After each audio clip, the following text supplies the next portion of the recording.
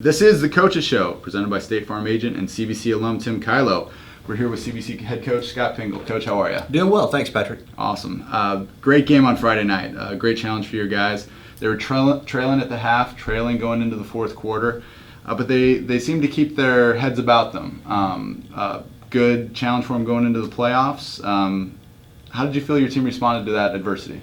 Good. I'm glad we had it. You know, we had a little adversity week 7, week 8, and week 9, and we ended up just prevailing in those games. But being down at half, it was kind of crazy. It was pretty calm in the locker room. People weren't screaming, people weren't yelling. We made the adjustments we needed to. And the guys, I think, and the coaching staff never really thought we were out of the game. We were down 10. We knew we were just about 3 plays from being up 15 or 20. So, we knew we were close, but we just had to find a way to get it done. And I thought we did a great job in the second half. The energy was high, the excitement was high, and the level of play was definitely increased. Your team came out with great energy in the second half. A little more on those halftime adjustments. What changed for your defense at halftime? I think Coach Davis did a nice job of mixing up the looks that they were giving the quarterback because, they kind of figured out what we were trying to do by trying to double team number 4, that real good receiver. So we gave him just different looks, and we were able to get a little bit more pressure with Clayton Stallings and Mike Jones blitzing a little bit more off the edge. So our adjustment was to be a little bit more aggressive, and I think it really paid off. It did pay off, and great emotion from your team throughout the second half, and definitely at the end of the game. You could tell the guys were really proud of the accomplishment there and that comeback win. What was the bus ride like coming home?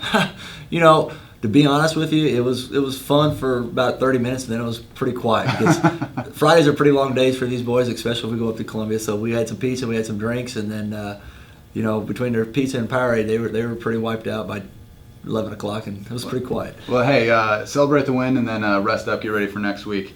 And speaking of that rest, the celebration after a game, it's a really intense time of year. You guys have been working all summer, all fall now. We're moving into our 10th game of the year. Can get a little monotonous. Mm-hmm. Do you do anything to keep it fun and keep your guys fresh?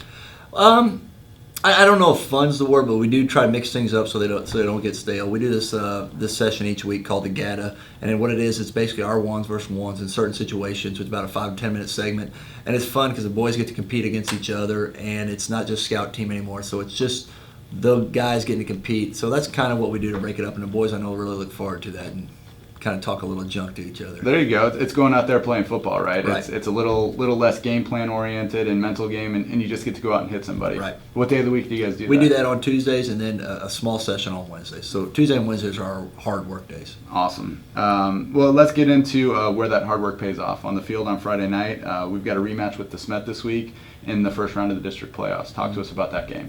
Well, anytime you play another MCC opponent, there's familiarity on both sides of the ball. They know us, we know them. We know what they're going to try to do. They know what we're going to try to do. It's still the Smet Spartans. I know it's a big rivalry game for our current players. A lot of our players know each other. So, they're going to bring a veteran team over here. They struggled a little bit this year, but I know Pat will have them ready. I know they'll have some wrinkles we have not seen yet. So I expect this to be a very challenging game for us. And, hopefully we can have one of these interviews next week too. Yeah, we're looking forward to it. We expect and we hope to see it for a few weeks here coming up, Coach. That one's on you and your team now. All we can do is be there to support you. We'll see you on Friday night. Thank you.